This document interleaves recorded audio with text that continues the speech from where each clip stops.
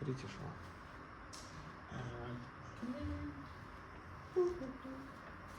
Probably I should. I don't know. For the second part, I may restrict myself to this half. This half I can move slightly. So, but what's the idea? Once we know Schwarzschild series, we can solve our problems for arbitrary combinations of half planes. So, for example, we know a solution for a half plane problem. We believe in geometrical theory of diffraction. Then we can arrange these half planes in any way we want, and we can build a solution like this. And this solution, it actually has a lot of problems, but it will work good in most cases. And then many people patched this solution in domains where it doesn't work, and there is like many modification to geometrical theory of diffraction. Was we invented like physical theory of diffraction, like Ufimtsev theory, and so on. There is like 5 or 6 different theories. But this is like the main idea. And but what does it tell us? That like here, Keller gave us a problem. He said we need to solve a bunch of canonical diffraction problems of scattering on waves by some simple shapes. And then we assemble a complicated shape from simple shapes. I know this is a very basic idea, but still. And there is a notion of canonical problem of diffraction theory.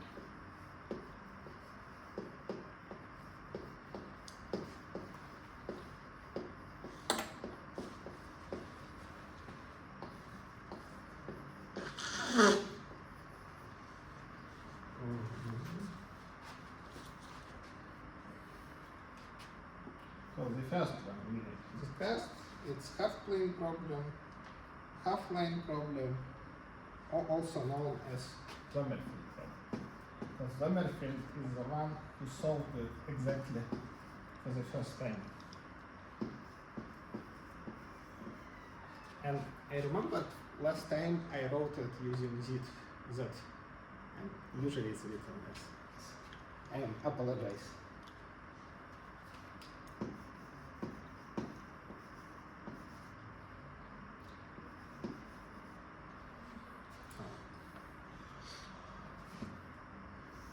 We have half plane, we have the incident wave, and we have some boundary condition. We have diffraction wave.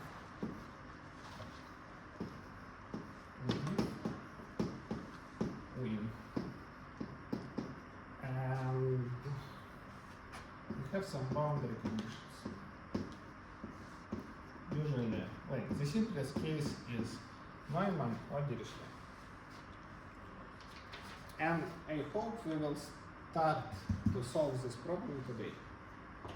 And this problem has a lot of nice solutions. The second obvious problem is the problem of diffraction by eversion. And actually, this problem also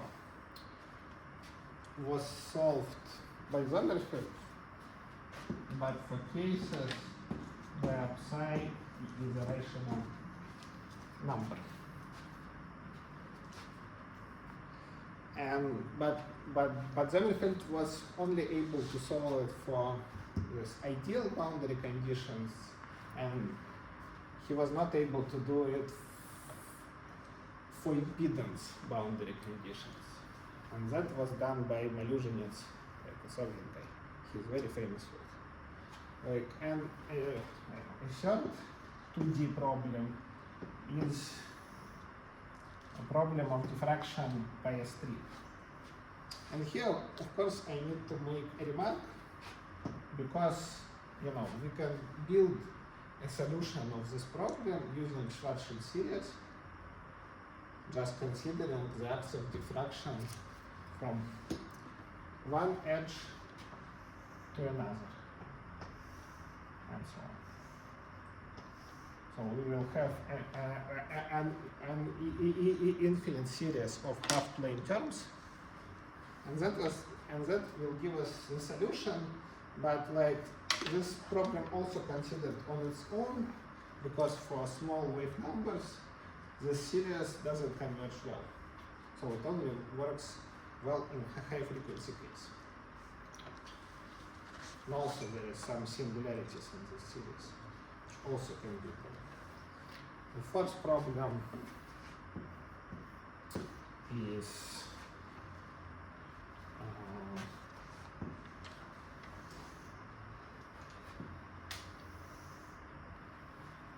diffraction by an open-ended waveguide. And this problem was important in like laser theory. So if you want to have a powerful laser, you need to have some kind of a resonator. And this resonator should be open. So you consider first of all a scattering like on one open end, then you suppose that your waveguide is finite, and then you have scattering on the other end. And it's actually can be shown when your wave mode propagates like this, what is known as close to cutoff. So you have kind of a mode propagates like this in the waveguide. And this mode almost doesn't radiate into open space. So you can have some like gas, and you can put a lot of power into your laser beam. It's like a way to enhance lasers. And this problem was solved by Weinstein, some Russian guy. And this problem, it's hard to say, it's like technically this problem is solved, but its solution is quite complicated. And this tree is solved nicely. And of course you can create like as many 2D problems as you want. But this is probably the basic blocks for almost everything. And in 3D we almost solved nothing, because in 3D we need to do complex analysis of two variables, and this is like an open field. If somebody solves a full 3D problem, he will be a very, very respectable guy in our community. He might not get a Nobel Prize, because, don't know, maybe he will, but he will be very, very respected. Also, I think Sommerfeld, he never got any like fancy prize, but he probably was one of the best physicists and mathematicians of his time. So who cares? So one problem is like a simple generalization of a half-plane problem, a problem of diffraction by a quarter plane. So we have a quarter plane, and we have a plane wave.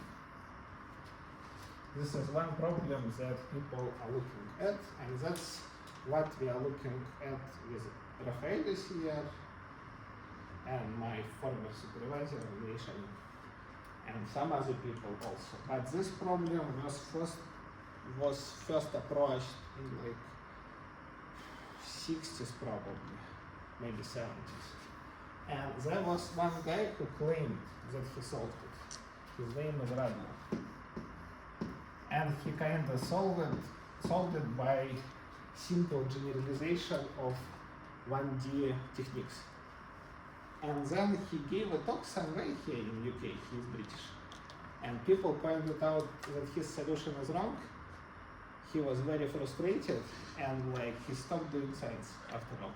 But he has probably the most cited paper in our field, because everybody who discuss diffraction theory or like 3D diffraction problems, they start the paper. There is like this guy who solved it but did it wrong. And then there is like this guy who pointed out that his solution was wrong. And he has a lot of citations on his wrong paper. But unfortunately, it broke him.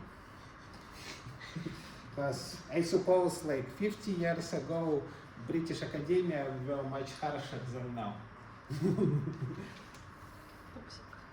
Yeah.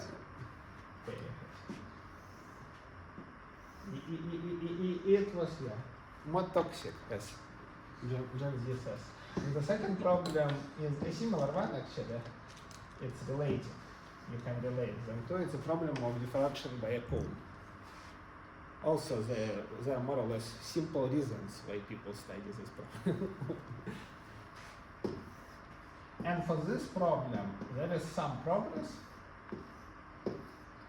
but it's kinda, there is like a way to separate variables for this problem,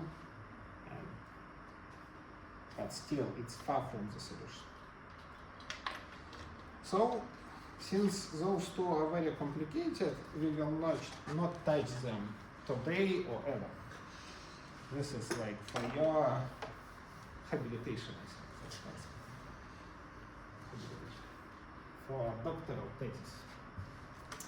And we will discuss in all details and all main approaches to the problem of diffraction of half plane, which can be solved exactly. And actually this problem highlights all the techniques we use in our science. And yeah, this is a problem of diffraction by a half zone. But we should be consecutive and more or less formal, so we start from problem statement.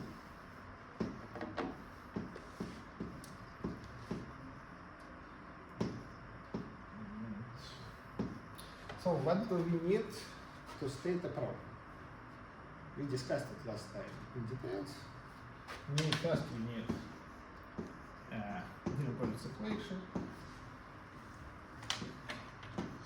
Then we need some forcing, which is the incident field in our case.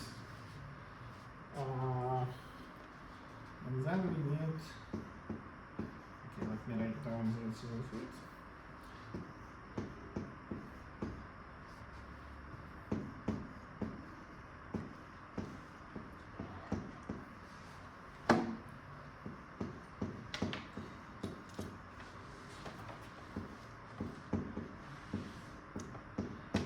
And actually, I will also use a polar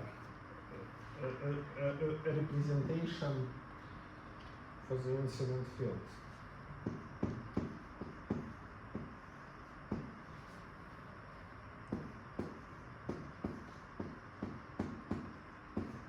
Because I want to use the symmetries.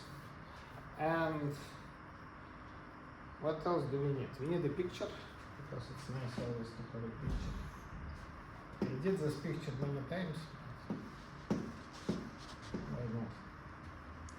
So we put the origin in H.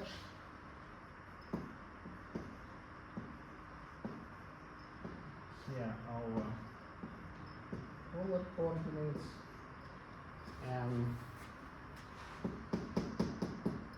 this is theta in the angle of incidence. So it's the angle is x-axis. And we put,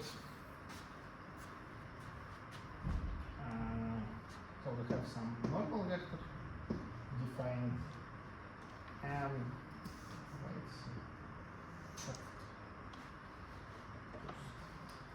we have some boundary conditions. I will actually consider both, but for definiteness, that will be first main.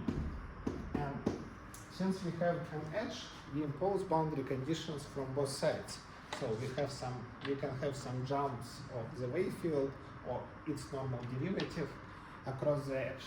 Of course, since the normal derivative is 0, we will not have any jumps of normal derivative, but we will have jump of Mayfield I itself, which is normal. That's just how we state our problem. And what else do we need?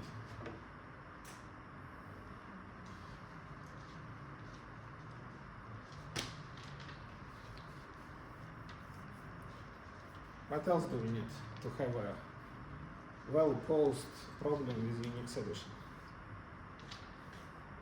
To need the radiation condition. Radiation condition, yeah. Radiation condition. I mean, we discussed it, so I just write down, so we should have it in mind. If we don't take the radiation condition into account, we will not have a unique solution. And that's one thing. What else do we need? What else?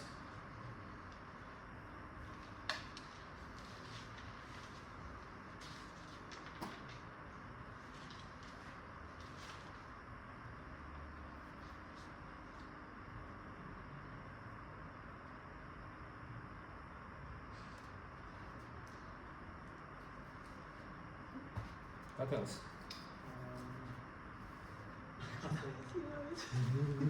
What else? Quiet.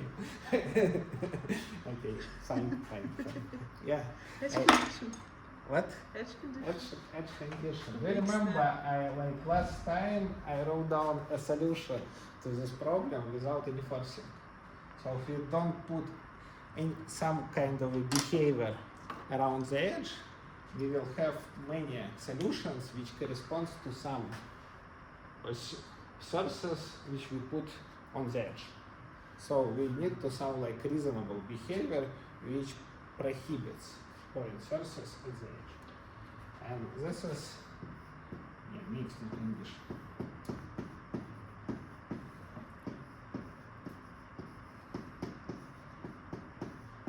So for radiation condition, we can use, for example, limiting absorption principle, or there is like a version of Sommerfeld radiation condition. But for simplicity, let it be limiting absorption principle. For this one, let me write down this condition in a nice form.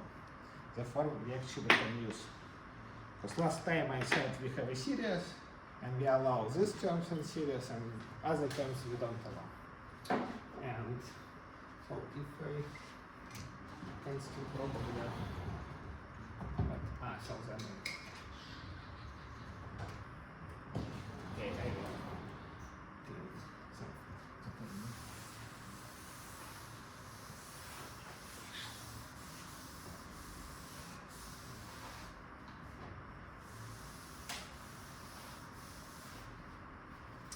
so what I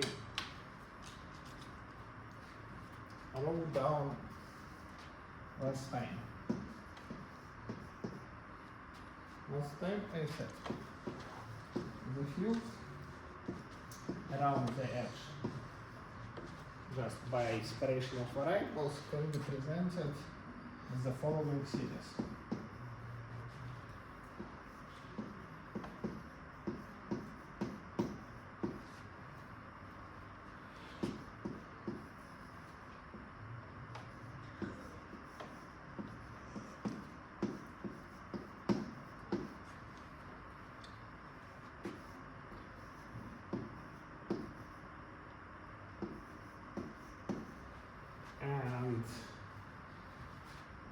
So this is Bessel function, this is Neumann function. No Neumann function has a singularity at 0. Just open Wikipedia, check. This function has a singularity, so we don't allow a singular behavior because singular behavior corresponds to some point. And Bessel function doesn't. So we have a series for solution.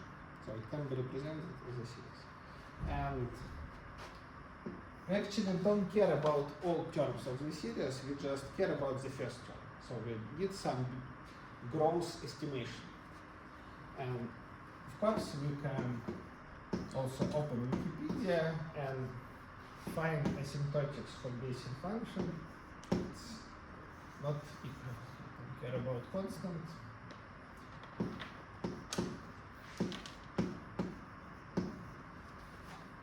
And like we have some gamma function in the denominator.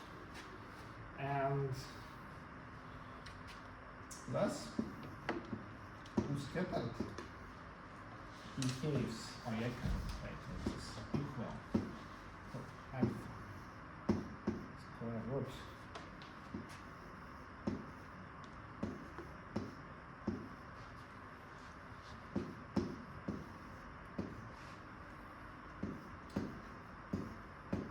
So what we will do on practice, we will find a candidate for solution, and then we will check that our candidate behaves like this near the origin.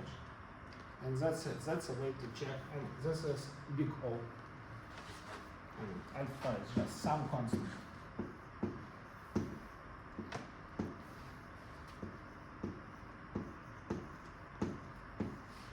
Okay, and now we have everything. Now we stated our problem, and we have everything to solve. Are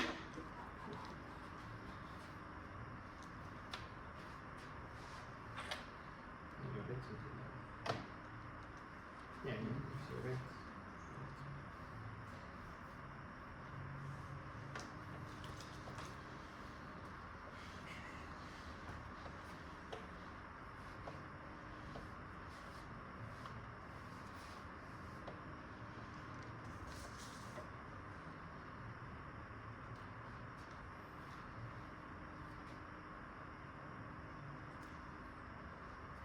You need to say I like this room more.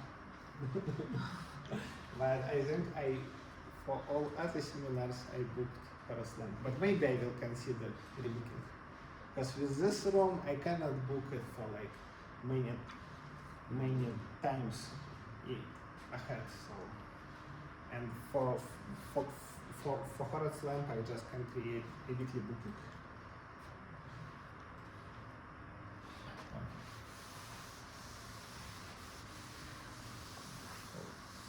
So all this stuff. There is at least 3 methods how to solve this problem, and we will start the most beautiful one, which is called simplified method.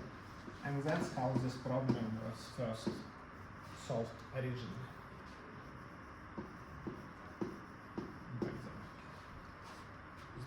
Very, very small thing. So he, like, as a good mathematician, he was a bit lazy and he said, okay, I don't want to have an edge, I want to get rid of it. And his first step was reflection principle.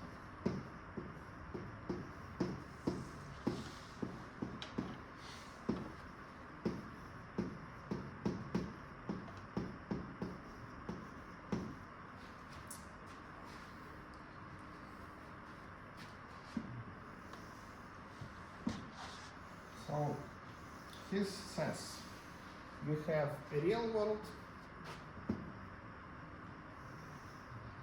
and he calls the real world sheet 1. And we have the world behind the mirror, which is called sheet 2. And these two worlds are connected. Like usually they are indexed. Like so, here we have a cut, like a branch cut. But this is a cut for real world, not for complex function, but for real world. And he says,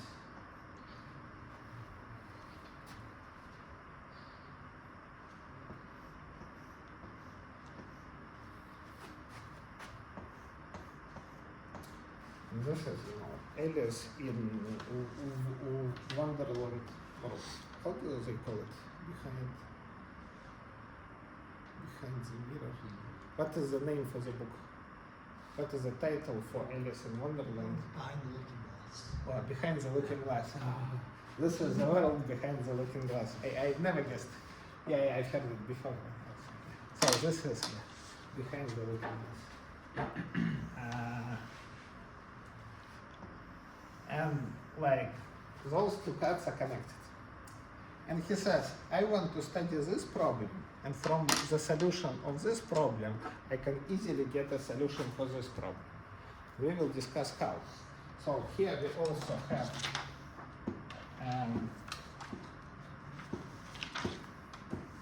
plane wave, but now we have a problem of propagation of a plane wave on a branch surface. So I kind of draw this cut, but once I glue them, I kind of, I smooth this bit of gluing, and there is no possible way to find the place where I glued two cuts. So like once I did this, I can draw this cut any way I want. It's just the way I portray things. So it's like this cut doesn't exist. But I have two-sheeted surface. This is a problem of diffraction on a two-sheeted surface. Okay. So what we do? To obtain the so let's suppose that we solve this problem and we have some solution. UZ, which depends on theta in R or phi. How do we get a solution for this problem from this problem? For original problem of diffraction by half plane, we just change the angle of O incidence, and now the angle of incidence varies from 0 to 4 pi. So we have a full circle here, and then we have a second circle here. And easy. We put a plane wave here. And then just by construction, a sum of two plane wave and the symmetry of the problem. So the problem is symmetrical with respect to x-axis. We will get Neumann condition satisfied here, because two waves, they don't cancel each other, but normal derivative vanishes. And obviously, if we want to solve, and when we do it, actually we solve both problems instantly. So if we want to solve Dirichlet problem, we will have minus. Because when we do minus, the field O itself will vanish. And we can write it down as like a mathematical expression, which means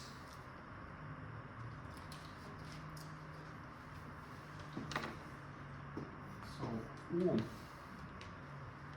the solution of original problem, is equal to UZ in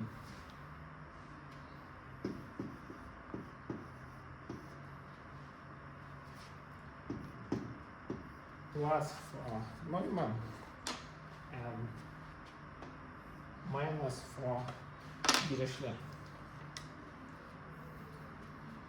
And here we take the same solution.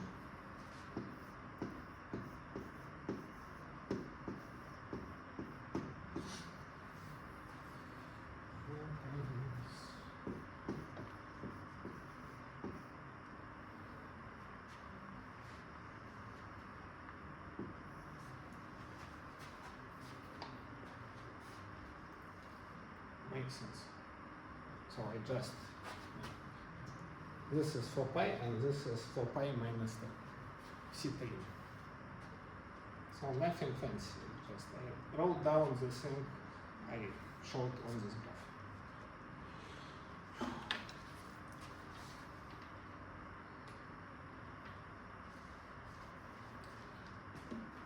So, and as I expected, we won't be able to solve it today, but I will give you a cliffhanger.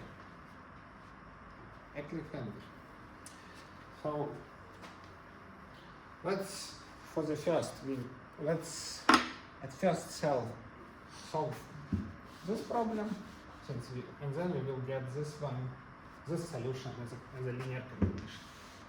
So now we look at the problem on a branch surface, and what I say, let's look, and that's not what I say, that's what the genius of Andreas Sommerfeld said. He said, okay, let's hope for the solution as a plane wave decomposition.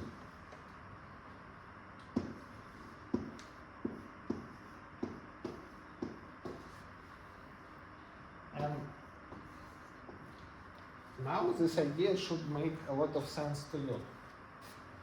Because, you know, we have a very, very similar expression for Green's function of Helmholtz equation. Do you remember? So you remember, yeah? This is like, so here we need to find this function, which called Sommerfeld transformant. We kind of will try to guess it. It's kind of simple. And then we need to decide what contour of integration we want to use. And you know, when s theta is 1, and for some specific contour of integration, we will get Green's function over free space. And not of the branch space, just of a normal free space. So here I'm kind of trying to motivate why he decided to look for the solution like this. Also, what other nice feature of such representation? Who can say something? Who can add something? Why it's nice? Additional to all this stuff. So you have some intuition that wave field can be represented like this as a combination of plane waves. But formally, when we substitute this equation, we substitute this ansatz into the equation. This ansatz will satisfy the equation by default, because we will differentiate the plane wave.